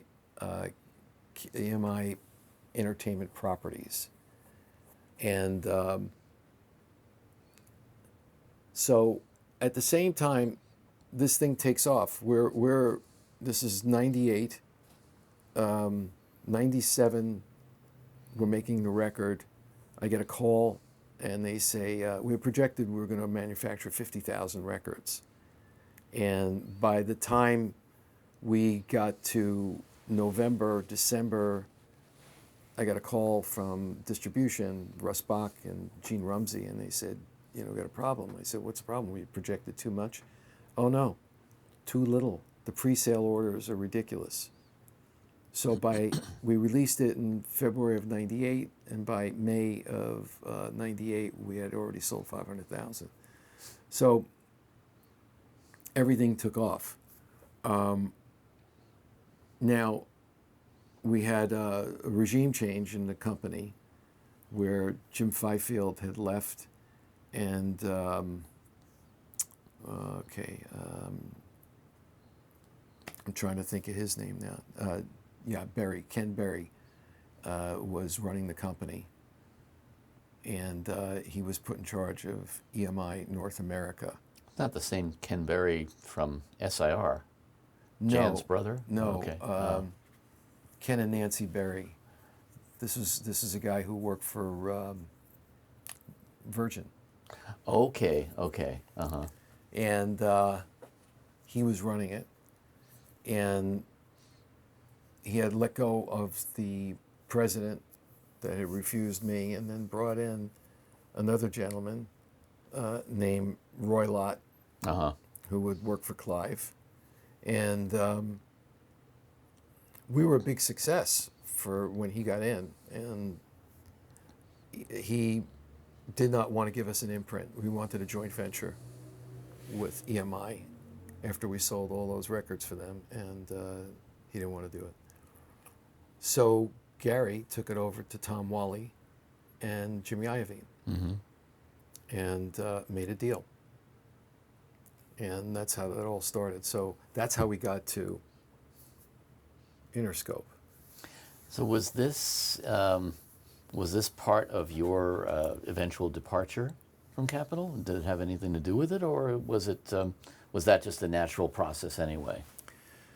I think, well, I didn't leave until Andy Slater came in. So I had survived. You survived a couple of regimes. Yeah. Yeah. So I came in. It was Hale Milgram running Capitol, but I wasn't reporting to Hale at that time. I was still reporting to EMI, and then after him came Gary Gersh, and Charles Koppelman was EMI North America, and so Gary Gersh was in there, and then Gary changed the reporting structure, and then I wound up reporting. The studio started reporting to Capitol Records again, and then Roy Lott, and then Roy was out, and then it became Andy Slater. Wow. And I had That's a worked lot of with Andy changes. with Van Dyke Parks, because we had done. I recorded string arrangements with Van Dyke Parks for Fiona Apple. Yeah, that was an interesting mix right there. Yeah. So that's when it all ended. They did a massive layoff in October of 2001, and I was part of that layoff. So, but you don't know. I mean, the one thing I learned in corporate is that you have to have leverage, you have to have a great lawyer, and you have to have a way to be able to negotiate, and you got to have leverage to do that. And at the time, that wasn't the case. I think you also have to have a knack for landing on your feet. Yeah, I think that's a true. big part of it too, because as with anything else, it's not just what's thrown at you, but how you handle the adversity. You Yeah. know? Well, part of the adversity in the studios was also, and it wasn't always an adversity. I'm going to say something that's very different than that, but there's a union. True enough. I had the Yeah. IBEW. Yeah. I negotiated 4 collective bargaining agreements in the years I was there for the 20 engineers that worked there. Mm-hmm. None of the executives wanted to be involved in it. Interesting. They it was all hands off for them. They didn't. That was too weird for them. So you have when you have a union in a corporate structure, you report to human resources, and a union shop steward and a delegate. Right. Everything's documented. Everything's documented. Yeah. So there's a lot of protocol. And I was dealing with a contract that existed since 1942. And the contract started because EMI at the time was making victory discs for the military. And in fact, I started writing a book and doing all the research on it. 1942, they making the V discs for the military was a requirement for them to be in a union. So they chose the IBEW, which is the International Brotherhood of Electrical Workers. Right. Not NABIT, not IATSE. You know, it was a strange one. Yeah, yeah. I've always thought that was an odd thing, but you know. So what it did though was I come from a union family. My dad was a Teamster. My dad was a trucker. You're a New Yorker. Teamster, a New Yorker, right. My dad loved Jimmy Hoffa. And so, and I knew the unions were always a little strange. I mean, you know, the strikes and all that stuff. And Yeah. I remember my dad being on strike, and, you know, my mother would make hot dogs for, you know, dinner because times were lean. But I also understood that the unions protected their workers. I got that from the guys that work for us. And there were some guys who were always just really great at what they did, and there's other people who played the contract. Sure, With always. with all the penalties. Always. And, you know, there's nothing you can do if they play the contract as long as they're doing the job. Yeah, they toe the line. They toe the line, they do it, that's fine. However, you know, when it come down to negotiations, they were getting 4% a year. Or 4% every 4 years. Ouch. Wow. Yeah. So that's what, the first one was easy. The first union negotiation I did was easy. And I had somebody they brought in with me, and I worked with an attorney. But, you know, after a while it got complex. You put 30 proposals across the table and only 3 that really matter. The good news about the union was that I could pay a fair wage to people. Mm-hmm. I could pay a fair wage to people and build a staff. That to me, better than the other studios, because I was going to say that set you apart from a lot of the other studios in LA in particular at the time. oh yeah. I mean, I had second engineers that when if they firsted, they were making $45-50 an hour. And There were a great many of us who wished we could come work for you, believe me. I know. I appreciated that, because I had a lot of people come to me and ask me for jobs. But I had mastering engineers, I had production engineers, I had second engineers, and we didn't really have, you could go out of classification to first engineer and you got paid an advanced rate in the first engineer classification. The only position that wasn't union was the setup guys. And that was the only way I can audition people.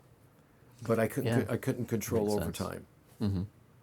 And the company, what they would want me to do is that if the guy worked more than 8 hours, they would want me to put a new guy in there, not to get the OT. Mm-hmm.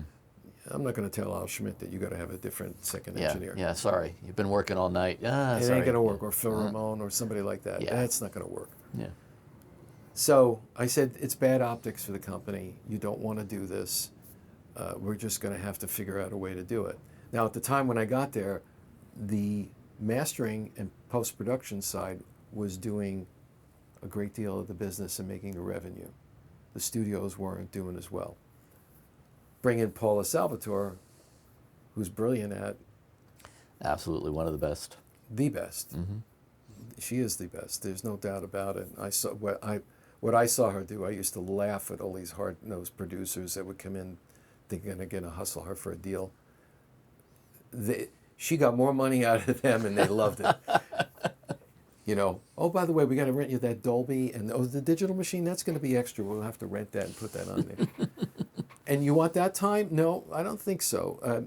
No, you can have that time, but, you know, let me work something out better for you. She rearranged her whole schedule so it fit her book. Oh, Paula is a horse trader of epic proportions. Unbelievable. No question about it. Yes. So, but what was more important for me was to build the right staff. Mm-hmm. I had 5 full-time techs, and everything worked.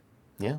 And I knew And it. you had some of the best gear too. I mean, between you guys and A&M, I think every decent piece of outboard gear in the world was taken. You know, in fact, there were jokes around town that you know, if you found an LA2A on the recycler, it had either been rejected by Shelley or by you guys, and you know, and Well, they went hunting. I just saw on Reverb the other day. I saw a Fairchild 670 for $122,000. Yeah. So Yeah. we had two of them and a 660. So I could pay people fair wage and build a staff. I could pick and choose. I could pick and choose by putting people in setup, and then if I saw that they had the affinity to move up in classification, I worked out a deal with the union to go in and out of classification for them without making the setup a union position. And I would bring these people in on my own sessions. So I would bring them as a second, and I would say, I'm responsible for what you know and what you don't know. If you don't know, say it. Let me know. And that's how we broke people in. So, except, who did I bring in? Oh, Bill Smith, when I brought him in from Cherokee, he was already a second engineer. He had worked at the Hit Factory in New York, so he was already experienced. Yeah. And he's a brilliant engineer. He still is a brilliant engineer. Oh, absolutely. Yeah. Yeah, what he's doing with I saw him archiving last week, in fact. Yeah. Yeah, what he's doing with archiving is what we had perfected at Capitol, because we were doing all the research and development with Ampex when they gave us a Farberware convection oven with a timer on it. And then we figured out that you had to have an epoxy curing oven that was a lot more stable than that. So Bill came in, and then Bill brought in Steve Genowick, who was mixing at Molly Malone's, mixing live sound and working part-time at Cherokee, and brought him in. And he started as a setup guy. And that's how we had that thing working. And, I started to build a stable staff. Yeah. Now, meanwhile, we had people Christina Picari, who had been there for a long time, and who else? Jimmy Hoyson, Paula found him and brought him in.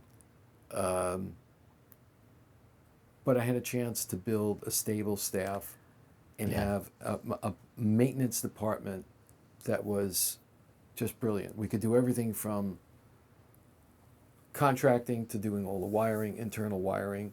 Like we turned around, when I redid Studio B, we had researched for about a year Fred Hill, and I had worked on a few Fred Hill consoles over at Sunset and in New York, and we knew what he could do. So when I had the money, I bought from Dan Alexander, I bought an 8068 out of the greenhouse in Vancouver and sent it right down to Nashville, sent it down to Fred.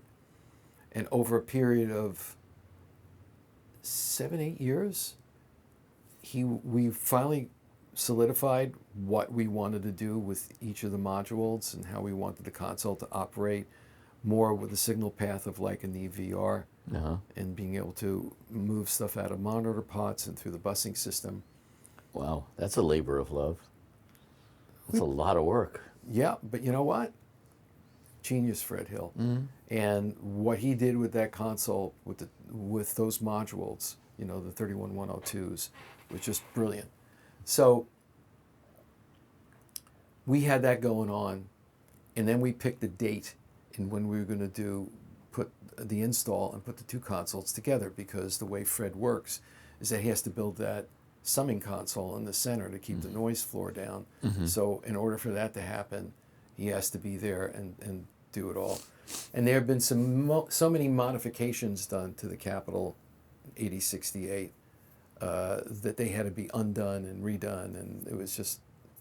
But Fred also has this system with the rails on the 8068 frame in which the modules fit into, because you're dealing with heat dissipation and sag. Yes. So the edge connectors don't really lock, and you wind up with a lot of bad contact in the console.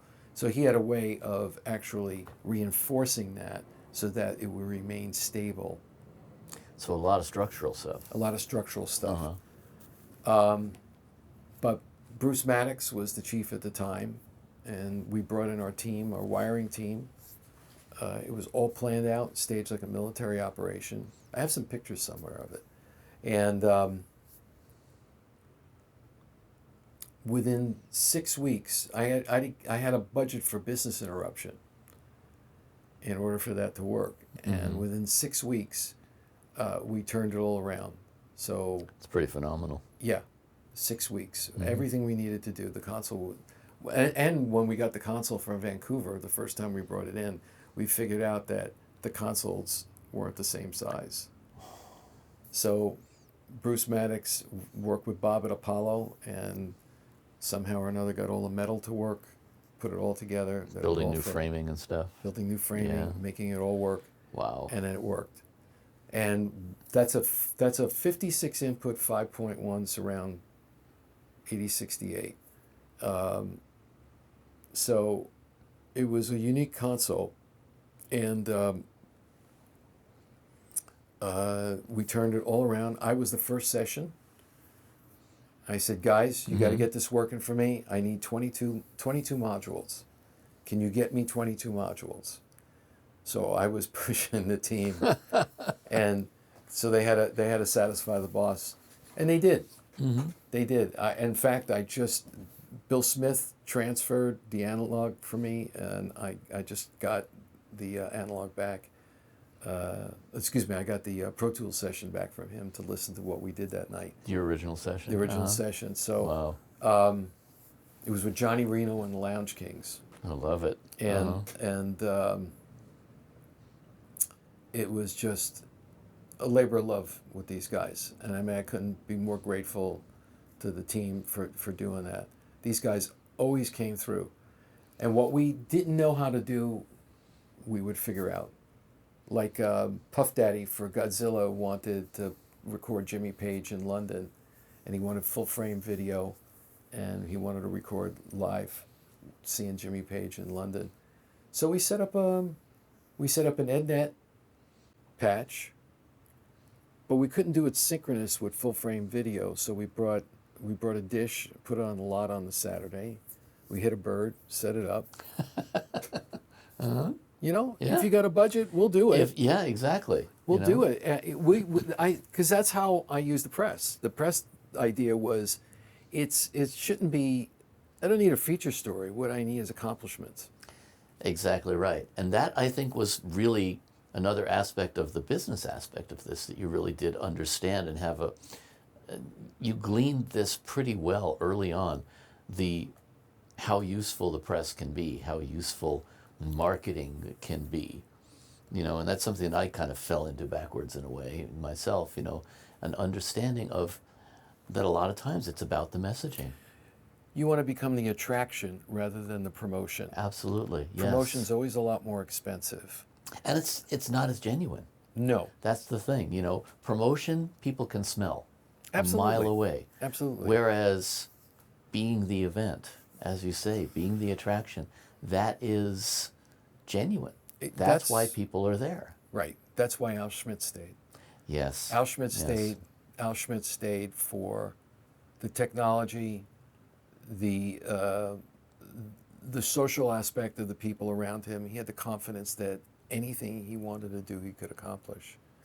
Which is a segue for me right now, because I'm extremely sad that it's all shut down, and that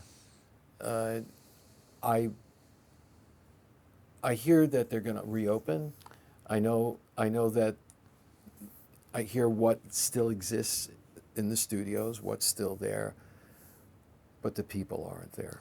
The people aren't there, and it's a brilliant team of people who have now sort of scattered. And, look, other teams have scattered too. We had a great team of musical chairs at Cherokee as well. You Right. know, and many other legendary studios have come and gone, and we've all gone into our own separate careers and everything. But you hit on something that I think is a good thing to bring it around to, which is the idea of community. Oh, And absolutely. community is something that I think that's what teaches people, that's what we learn from, and that is at the heart of so much of creating great art. Well, community has a whole different perception now post-pandemic. Yes, it does, and I think it opened a lot of people's eyes to the importance of community. Well, that's what I would hope. I could tell you this. Electric Lady, community. Oh, absolutely. Yes. I remember waking up in the lounge and seeing all the Rolling Stones playing pinball in the room. I mean, the things that were happening and with jazz fusion at Electric Lady, it was like guys like great guitar players like Ray Gomez sitting there talking to all these fusion cats and saying, you know, I can't read music, but I can play, man. You know. Yeah. Oh, and so many come of on these in. wonderful incidents happen because just, you know, there's a meeting in the lounge of two very unlikely Exactly. creatives. Exactly. Yeah, I mean, go figure. Stephen Stills played bass on Ain't No Sunshine. Yeah. You know, you don't know how that happened. Maybe it was just in the studio and he had a part for it and came to bill. I don't know. I never asked Stephen how that happened. There's always, you know, there's the legendary story of Eddie Van Halen and you know, Quincy running into each other. Yeah, and that's just one of so many where, you know, you used to see this kind of magic all the time. And that community, I think, is, well, it brings me to the question that I'd like to wrap with for you, which is, you and I are both the product of a much different environment, a much different industry. The way that we create music has changed. The way music is consumed is changed. There's a 15-year-old version of you and me out there right now. What do you say to them? It's interesting you should bring that up because, you know, I have a nephew who was born in 1996, and you know, so he's 27, got his master's in jazz guitar, plays great drums. He's brilliant. He's a brilliant player. His world is jazz right now, and there are so many of these young musicians that have so much vitality in them and this sense of accomplishment that they want to achieve. However, I think I'm optimistic about it. Why? Because my nephew's living in Bushwick section of Brooklyn, where now this is a new melting pot for these young artists. You know, and I think that it's fortuitous that there are certain places now where you can live. The economy is different. Again, back in the times when we were doing it, in New York especially, I mean, you could find places to live fairly cheaply. Sure. And somehow have your community of people and be surrounded and do enough things. Get along on almost nothing. On almost nothing. Odd jobs, whatever it took. Not today. Today it's way tougher, and you got to work a lot harder. Social media really dictates now how these kids mostly deal through social media, and for them, this impersonal way of dealing with one another is commonplace. We had to have community. You said it earlier. Community is more important now than it has ever been. We have to somehow have a way of communing with one another and having conversations over what we're doing and interaction. Can you go and sit in and play with this artist and that artist, you know? Yeah. The good news is that I'm seeing that the club scene is opened up again, and it's pretty fertile right now. I mean, Bill Lynch has got his write-off room here in Studio City, over on Berry and Ventura. There are jam clubs. The Spud, the Baked Potato, is still there. Yes. You know, when the neo swing movement was happening, I used to go to jam sessions on the Lower East Side of Manhattan.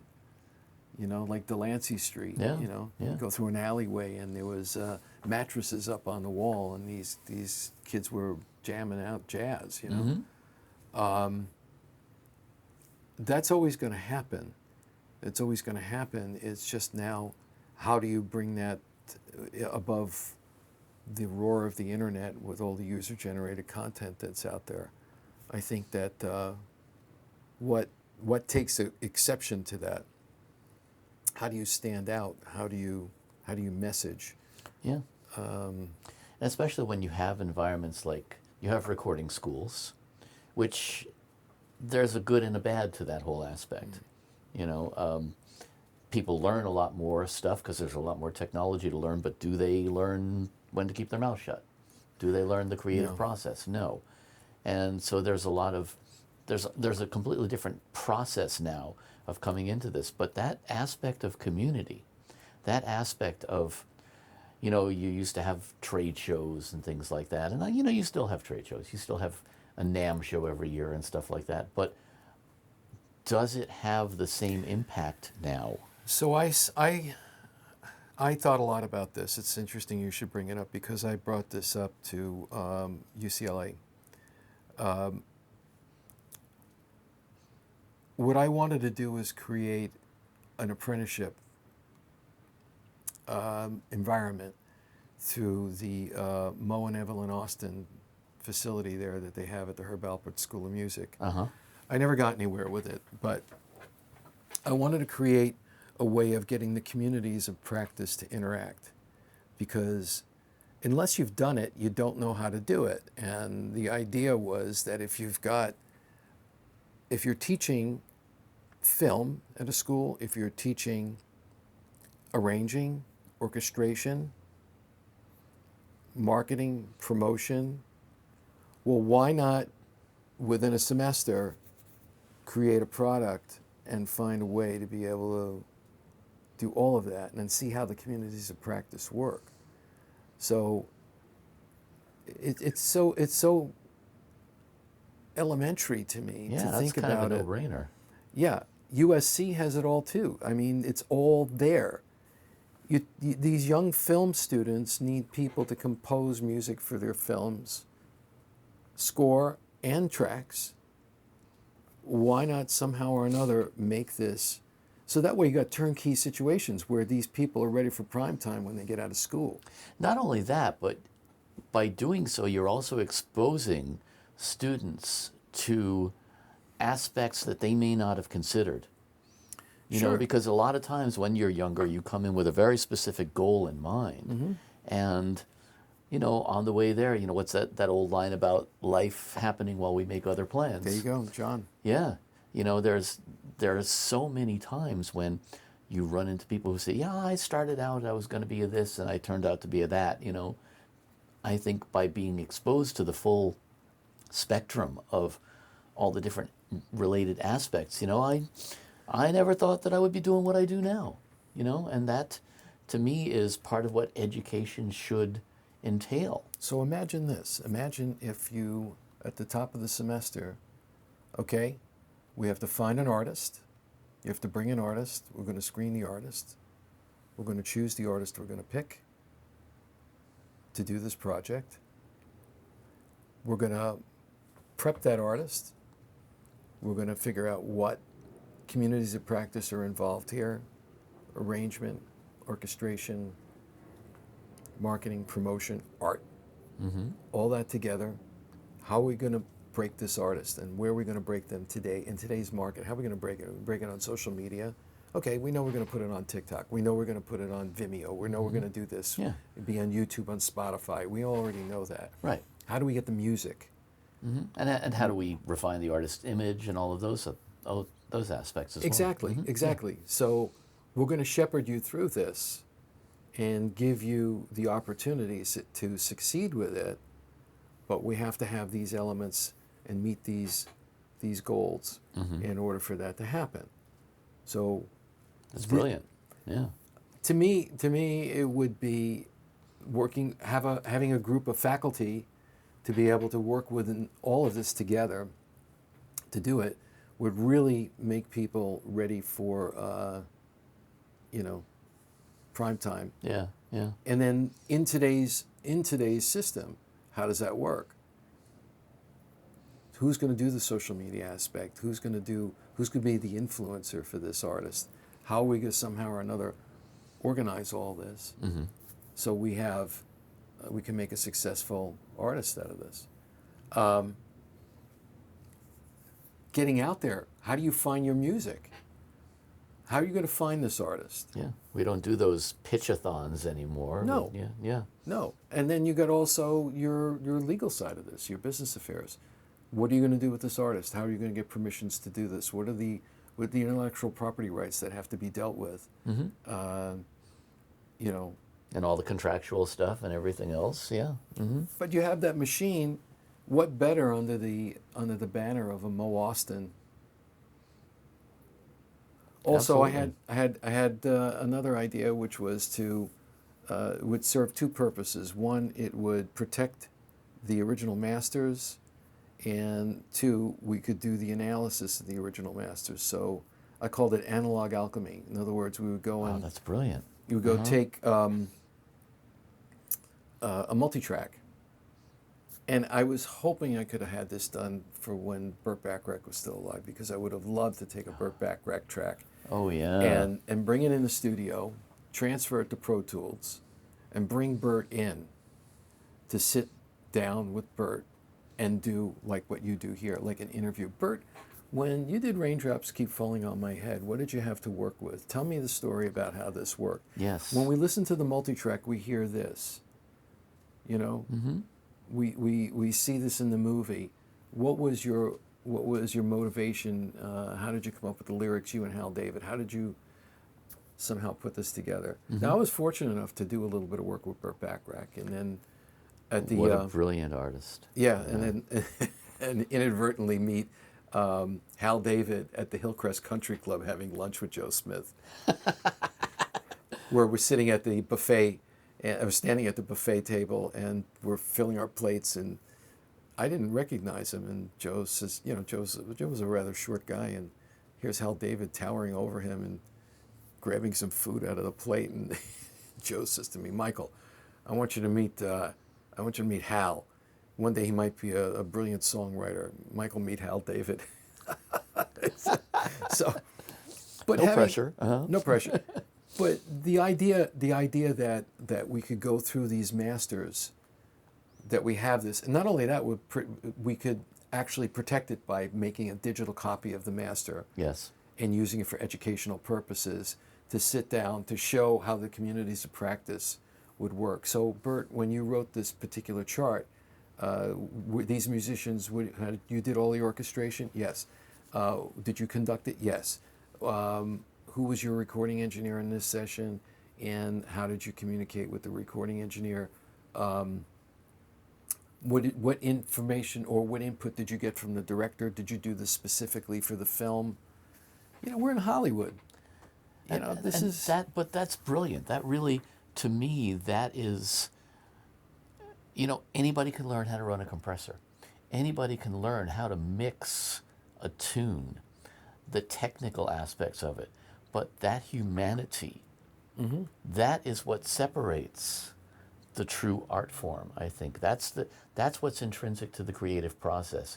And to me, I think being able to analyze that, being able to understand that is for a younger person coming in and learning this craft, I think that's the most invaluable part. I think young people are open to this right now. Yes. I've learned that they have respect for people who have that experience. What I look for are for young people who, like my nephew Alex. He respects Coltrane and Miles, and you know he's like into bebop. But he's also turned me on to Snarky Puppy.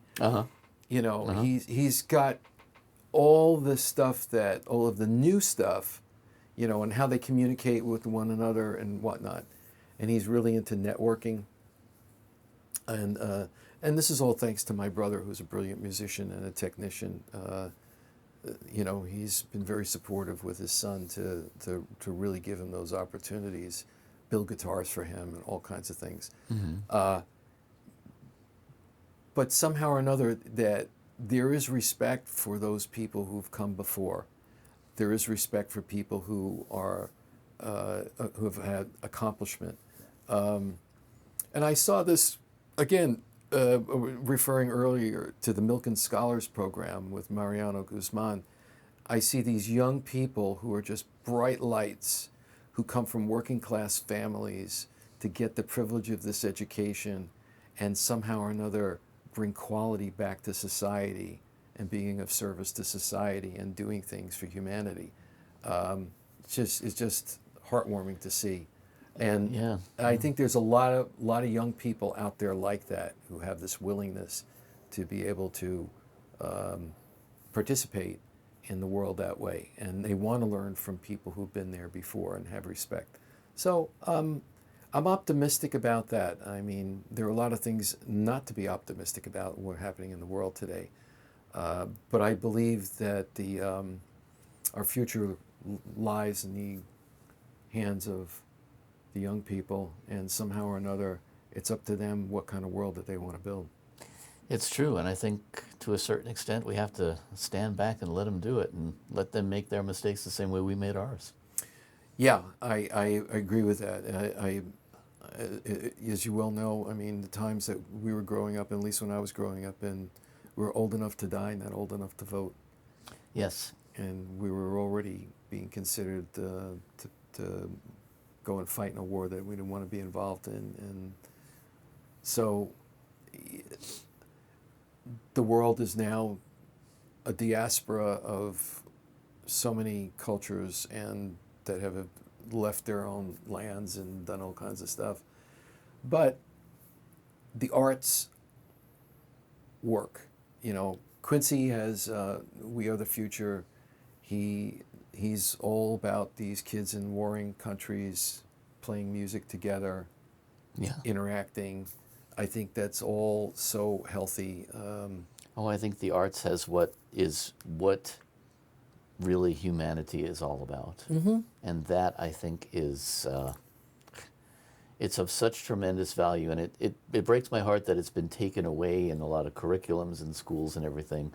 But I think whatever we as creatives can do to encourage it and to really stress that, I think that's a wonderful thing. Well, I'm grateful for this opportunity to talk about it. The questions that you come with and the level of conversation in the greater spirit of the world and music and what it means to the world right now. You know, it's our form of communication. Yeah. And it's our way of being able to say things to other people and find a way to say it through somebody else's lyrics. And you know, I'm grateful for the opportunities that I've had, and I've been also honored to have the opportunity to give back and do things for families with autism and, you know, Yeah. show up and be of service. Can only hope that this is going to continue with the next generation. I feel pretty confident that it will. Yes. Thank you. Michael Frondelli, thank you for being my guest. Yeah, thank you. It's been a pleasure. My pleasure. Hey, I'm Daniel Keller. Don't forget to hit the subscribe button and join us each week for Insights in Sound.